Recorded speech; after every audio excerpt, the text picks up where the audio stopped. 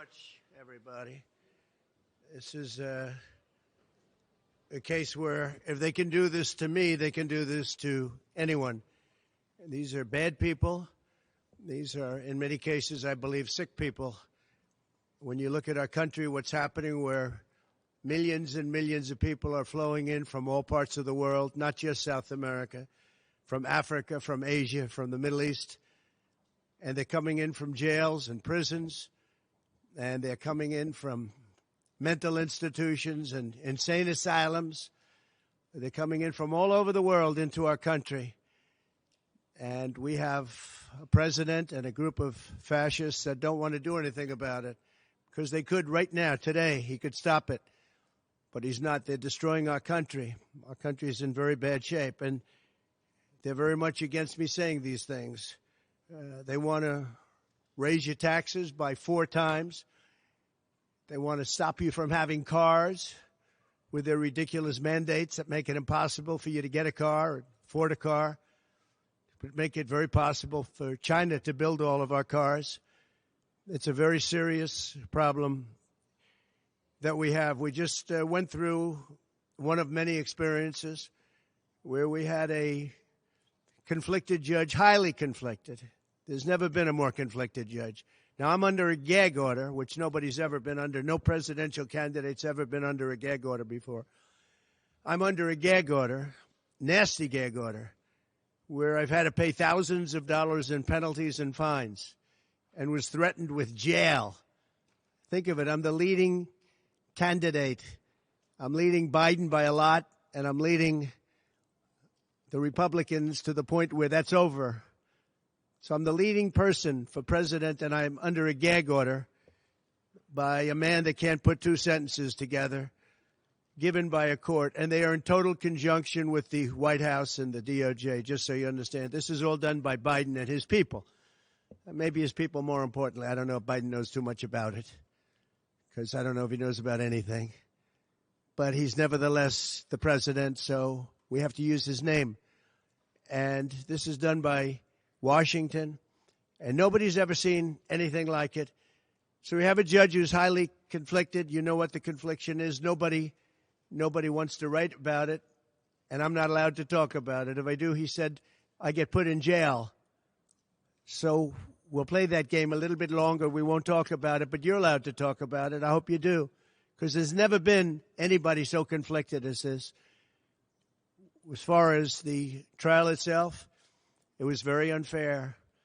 We weren't allowed to use our election expert under any circumstances. You saw what happened to some of the witnesses that were on our side. They were literally crucified by this man who looks like an angel, but he's really a devil. He looks so nice and soft. People say, oh, he seems like such a nice man. No, unless you saw him in action. And you saw that with a certain witness that went through hell. And when we wanted to do things, he wouldn't let us do those things. But when the government wanted something, they got everything. They got everything they wanted.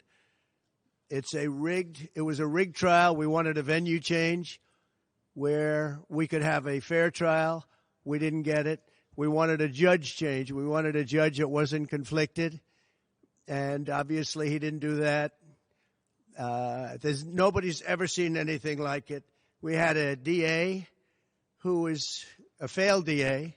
Crime is rampant in New York, violent crime. That's what he's really supposed to be looking at. Crime is rampant in New York.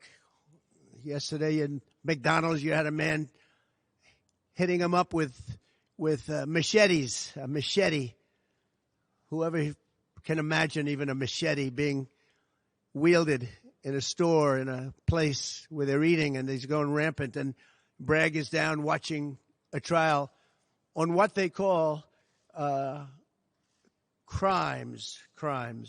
They're falsifying business records. That sounds so bad. To me, it sounds very bad. You know, it's only a misdemeanor, but to me, it sounds so bad. When they say falsifying business, that's a bad thing for me. I've never had that before. I'm falsifying.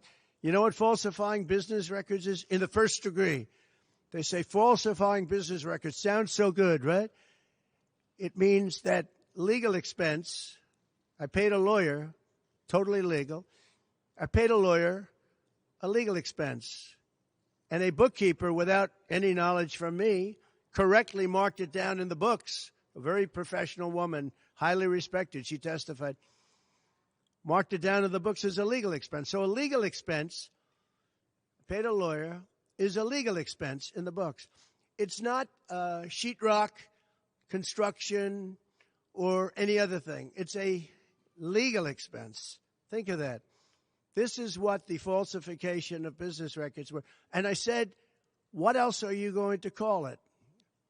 What else are you going to call it? Now, I would have testified. I wanted to testify.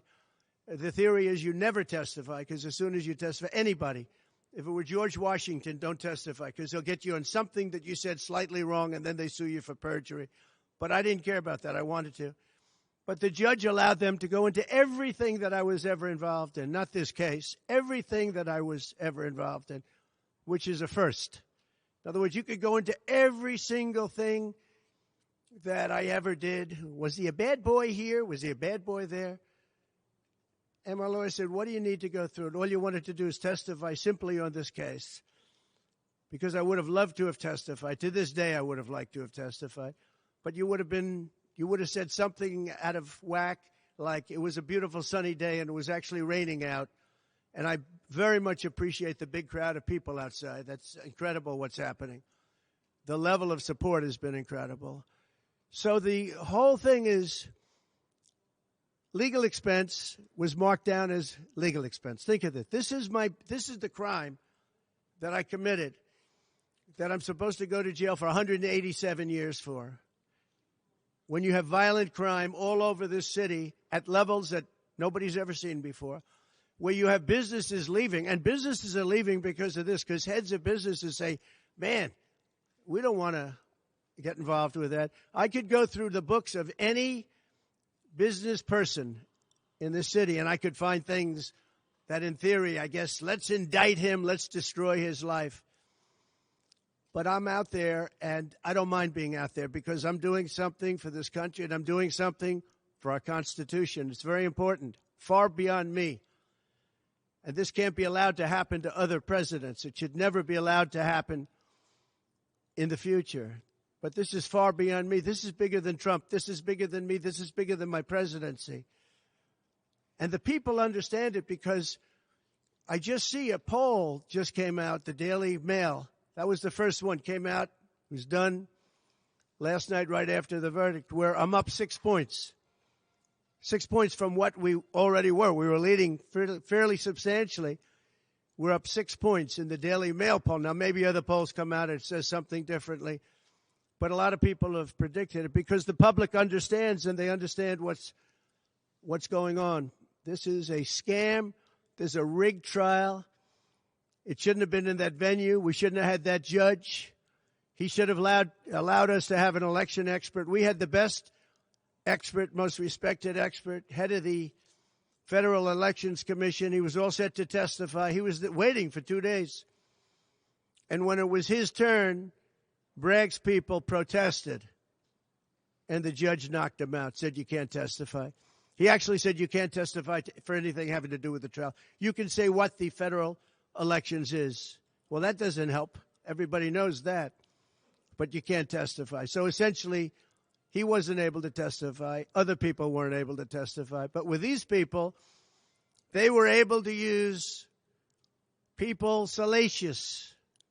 By the way, and nothing ever happened. There was no anything. Nothing ever happened, and they know it. But they were as salacious as they could be, and it had nothing to do with the case, but it had to do with politics. And do you notice the timing? The timing was perfect. This case was dead. It was dropped by every agency, every governmental board. It was dropped by the highly respected Southern District. They said, no, there's no case here. It was dropped by federal election, and that's what it's about. This is about a federal election, not a state election. You're not even allowed to look at it. They took the state and the city, and they went into a federal election. They're not allowed. The people from federal election, Southern District, and Washington dropped the case. Everybody dropped the case. There was no case. Cy Vance dropped the case. And when Bragg came in, he said, this is the most ridiculous case I've ever seen. And who would have a certain person, again, gag order, who would have a certain person like this ever testify? He said, this is essentially one of the worst people I've ever seen ever to testify. He said, the craziest case I've ever seen. This is Bragg. Then when I announced I was running for president, a long time later, they decided to revive this case. And they got a judge, Judge Marchand, who was responsible for another case that was also brought. It destroyed the life of a very good man, by the way. Destroyed the life of a very good man who went to prison once, and then they just put him in prison again because they said he lied. He didn't lie. I looked at the statements he made. In fact, he didn't remember something, and they put him in jail. Again, they've destroyed him. With me for many years, he was an honorable person. He was an honest man. And if you look at what he did, supposedly, it never happened. There's never been anything like this. Over the education of his grandchildren. He didn't report that he had a car or 2 cars on his income. I don't know. I wonder how many people here have cars. I wonder how many people said, oh, gee, I have a car that's worth X dollars. How do you even figure it? And I guess you do have to report it, but I would say probably almost nobody does. Nobody even thinks about it. They destroyed this man, but they put him in jail again because they didn't want him to testify. They didn't want him to testify. That's why he went to jail. They put him in jail twice.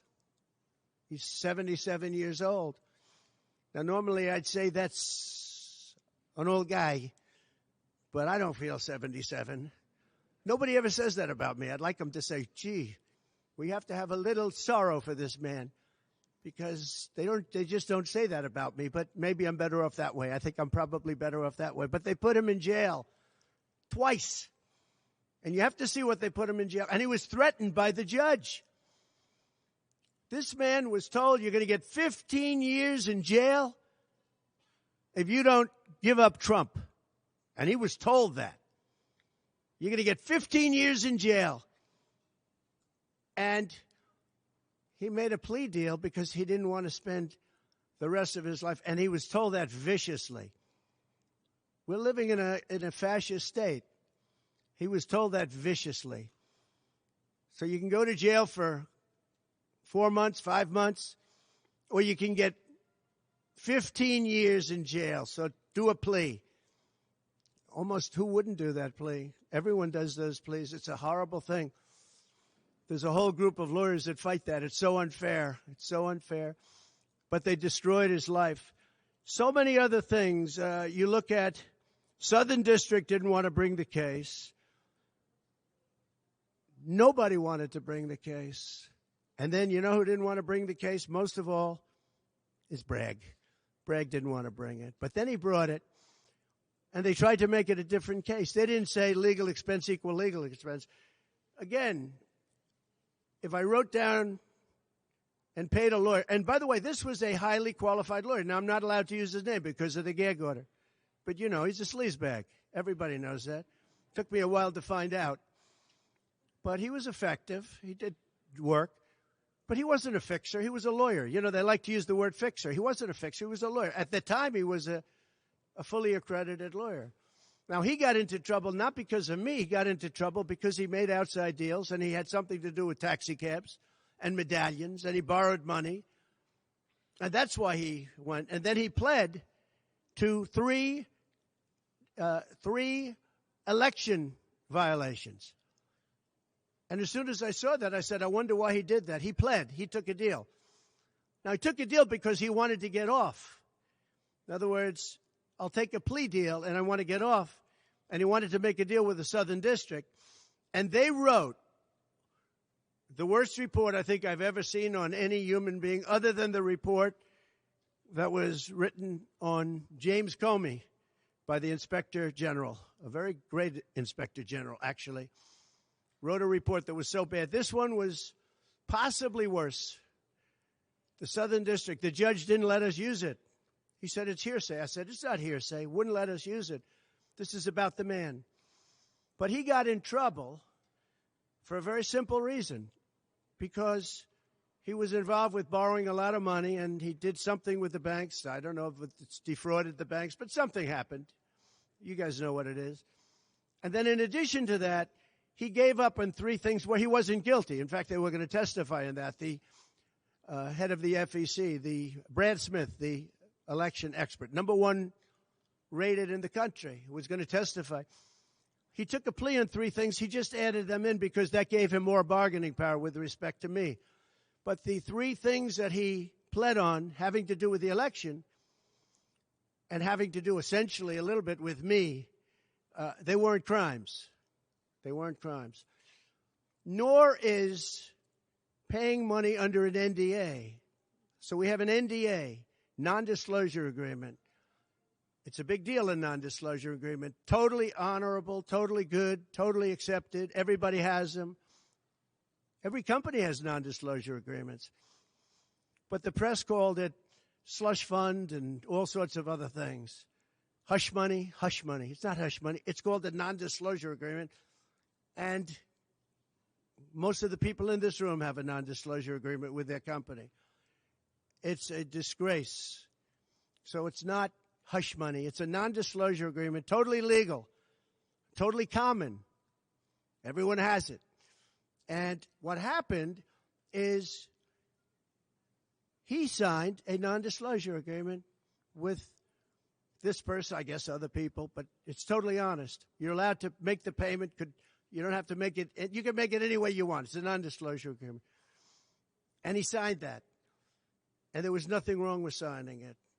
And this should have been a non-case. And everybody said it was a non-case, including Bragg. Bragg said, until I ran for office. And then they saw the polls. I was leading the Republicans. I was leading the Democrats. I was leading everybody. And all of a sudden, they brought it back. It's a very sad thing that's happening in our country. And it's a thing that I'm honored. In a way, I'm honored. It's not that it's pleasant. It's very bad for family. It's very bad for friends and businesses. But I'm honored to be involved in it because somebody has to do it. And I might as well keep going and be the one. But I'm very honored to be involved because we're fighting for our Constitution. The money that was paid legally. There was nothing illegal. In fact, the lawyer in creating the NDA, because at that time he was a fully accredited lawyer. He wasn't a fixer. I never thought of him as a fixer. The media called him a fixer, or the prosecutors called him a fixer. He was a lawyer, and he was fairly good. Later on, I didn't like what he did. I didn't like, for instance, I didn't like that when I became president, he went around and made deals with companies. When I heard that, he was gone. He was gone. And he had payments coming to him. And a lot of this involved things that are very simple. There was nothing wrong. This was standard stuff, all standard stuff. Everything involved was standard. There was no crime here. In fact, I just watched a couple of the reports. You watched Jonathan Turley, Andy McCarthy, Greg Jarrett. You look at all of these people, Mark Levin, all very talented people, great people, many more. And they don't know me, essentially. They don't know me. They're legal scholars and experts. But I look at them. I watched Turley this morning saying, there's no crime here. Everybody says there's no crime here, except for this DA that's got the city out of control with crime. It's absolutely out of control. So we have an NDA that was signed. We have legal expenses. And here's the thing on legal expenses. You have 100 where they say they do a charge. I just recorded this out. Falsification of business records in the first degree. It sounds so bad. I said, wow. And even my own lawyers, I get very upset with them because they don't say what it is. They say, well, falsification of legal records is only a felony. Well, that's a lot. It's only they say a misdemeanor. But they try and bring it up to a felony if there's two crimes. They have all these different things. The other thing is they miss the statute of limitations by a lot. because this was very old. They could have brought this 7 years ago instead of bringing it right in the middle of the election. So they missed the statute of limitations. They did everything. Now, let me give you the good news. The good news is,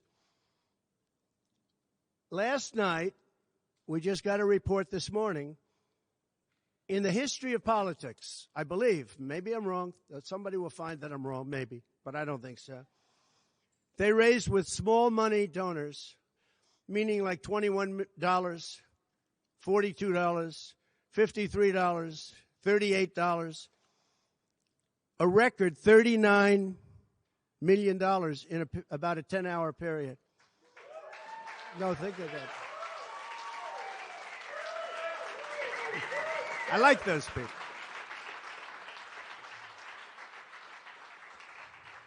Because so far, I guess it's backfiring. Now, I don't know. I'd rather not have it happen. I don't want to have it backfiring. I don't want to win this thing legitimately, not because they were stupid and did things that they shouldn't be doing. They shouldn't have brought this case. They were saying it this morning. This is a case that should not have been brought. I watched Andy McCarthy say this is a case that should not have been brought. And that was this morning. But they all say that. Every legal scholar has said it. And these are great people. They really understand the law. The other thing, a poll just came out. The first poll, I don't know, maybe others will be bad. But a poll just came out a little while ago. The Daily Mail. Does anybody read the Daily Mail? It's very good. They have a good poll. At least I like it today. And the Daily Mail just came out with a poll. And it has Trump up 6 points in the last 12 hours. 6 points. 6 points since this happened. Who thought this could happen? Because the people of our country know it's a hoax. They know it's a hoax. They get it. You know, they're really smart, and it's really something. So we're going to be appealing this scam. We're going to be appealing it on many different things. He wouldn't allow us to have witnesses. He wouldn't allow us to talk. He wouldn't allow us to do anything. The judge was a tyrant. And you got to see that with Bob Costello. A fine man. I've never seen anything like it. And neither has anybody that was in that courthouse where he demanded that the courthouse be cleared. Now, the good news is most of the people in the courthouse were the media. And anybody that was in the media, if you're fair, you'll say, wow. That was anger. That was crazed. He was crazed. And the reason that Bob Costello acted a little bit upset, which I think he has a right to, was that every question he was being asked was being objected to by the other side and sustained by the judge. Sustained. I think he did it many times. I don't know what the number, many times. Even I was sitting there saying, and these were basic questions.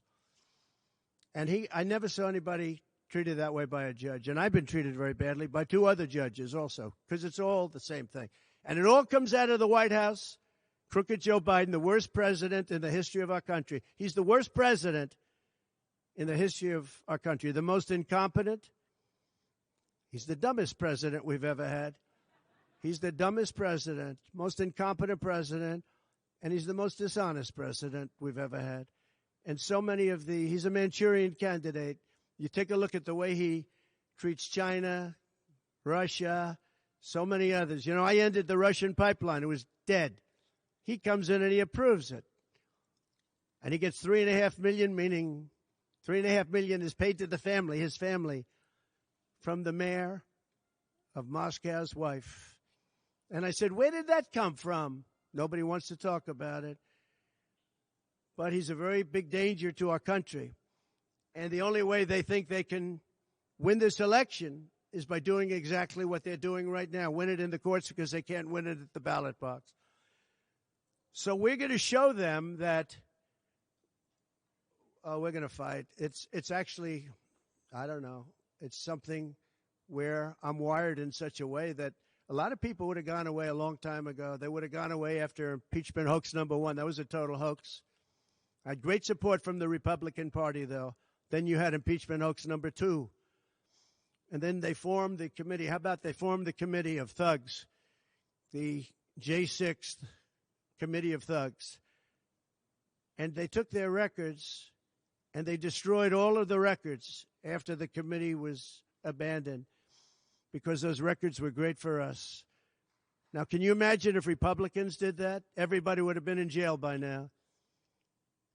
Think of it, the unselect, I call it the unselect, they call it select committee, I call it the unselect committee of thugs. They meet, it's 100% Democrat and 2 past Republicans that are no longer Republicans, that are no longer in business anymore, thank you. But it was all Democrats and 2 wayward Republicans. Liz Cheney and crying Adam Kinzinger. He cries every time he goes on television. He's the most emotional human being I think I've ever seen. And that was our representatives. These 2 people were our rep. So they had all this stuff that they're leaking. And then when it came time to look at the records, like where the police said and the Capitol Guard said that I supplied, think of it, that I recommended as many soldiers or National Guard as you want. 10,000. If you had 500, you wouldn't have had a problem. There wouldn't have been a J6. But Nancy Pelosi and the group didn't want it. Anyway, so they have testimony to all of that, that I did not attack the Secret Service agent in the front of a car. You know, these are strong people. And I supposedly went to the driver, and I grabbed him around the neck.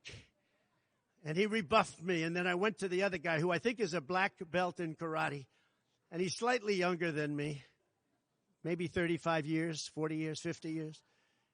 And I grabbed him around the neck and said, he's a black belt in karate. They know how to get somebody from around their neck. They would have gone like this, and that would be the end of that. Actually, I had a friend that said, you shouldn't dispute that. That makes you look like the toughest cookie we've ever seen. You should have let that go on. But the fact is, it never happened. It was all made up. And that was proven to be made up. It proved to be a false story. And they deleted and destroyed all of that information, every ounce of it.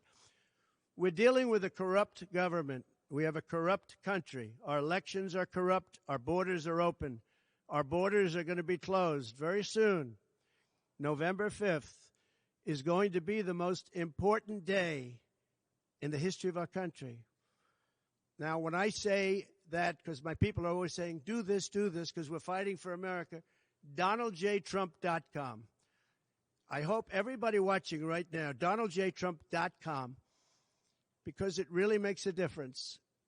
They have a lot of money on the other side. I don't know where they get it. Nobody knows where they get it. But for some reason, they get money. But they're not on the side of our country. In many ways, I think they hate our country.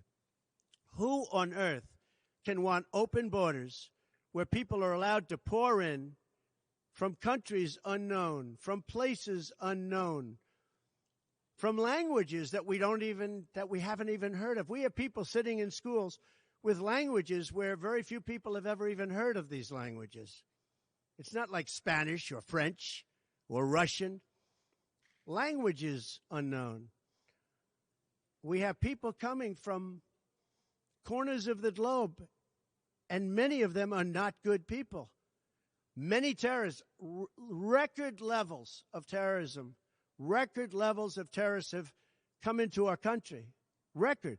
They've never seen anything like it. You know, there was a report that in 2019, I don't believe this, by the way, the media gave it, and it was good for me, believe it or not. They said in 2019, there were no terrorists recorded that came into our country. I don't believe that. I don't think that's possible. But 2019 was a Trump year. I don't believe that that could be possible. But they said no terrorists came into our country. So let's say it was close. Let's say it was close. But now record levels of terrorists, record levels, the highest level we've ever seen of terrorists are pouring into our country. You have China with just in the last few months, 29,000 people came in, and I looked at them on a line, and they look like perfect soldiers. They're almost all male, from 19 to 25. It looks like a recruiting exercise. They have beautiful tents. They have propane stoves. They have cell phones, the best you can buy. I said, what's going on? It looks like they're building an army right in our country. Now, I don't think that would happen, right? We're losing our country. And I really think that this is an event, what took place yesterday with this judge. Look, we have conflicted, but he's a crooked judge, and you'll understand that. And I say that knowing that it's very dangerous for me to say that, and I don't mind, because I'm willing to do whatever I have to do to save our country and to save our Constitution. I don't mind.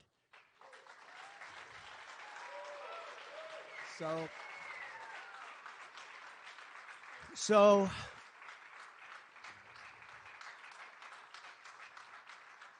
thank you. So we will continue the fight. We're going to make America great again. Very simple. When people fight MAGA, they say, we're going to fight. I watch Biden. We're going to fight MAGA. We're going to stop MAGA. It's make America great again. That's all it is. MAGA. Make America great again. Our country's in serious trouble. We owe $36 trillion. We were energy independent for the first time ever. And now we're begging Venezuela for oil. One statistic you have to hear. Venezuela was crime-ridden. Caracas, the cities, crime-ridden. 2 years ago, 3 years ago. They just reported a 72% drop in crime in the last year because all of their criminals, most of them, and the rest are coming in now, the ones that didn't come in. In Venezuela, their prisons have been emptied into the United States. Their criminals and drug dealers have been taken out of the cities and brought into the United States. And that's true with many other countries. The Congo has just released a lot of people from jail. Congo, Africa, just released a lot of people from their prisons and jails and brought them into the United States of America. This is what's happening to our country. And it's not sustainable by anyone. Little things like our kids can't have a Little League game anymore because you have tents and you have migrants living on the fields. That's the least of it. People are taking over our luxury hotels, migrants, and yet our veterans, our great veterans, are living on the streets like dogs. They're living on the streets. But migrants are living in luxury hotels and cities all over our country run by Democrats. So it's my honor to be doing this. It really is. It's a very unpleasant thing, to be honest. But it's a great, great honor. We're going to do what I have to do. I'm going to do it. And the support has been, that's why I mentioned the number of $39 million. That's why I mentioned we're up 6 points. And we went up a lot over the last month because everybody saw it was a rigged deal. It was a rigged trial. But we're going to make America great again. We're going to make it better than ever before. November 5th, remember, November 5th is the most important day in the history of our country. Thank you very much, everybody.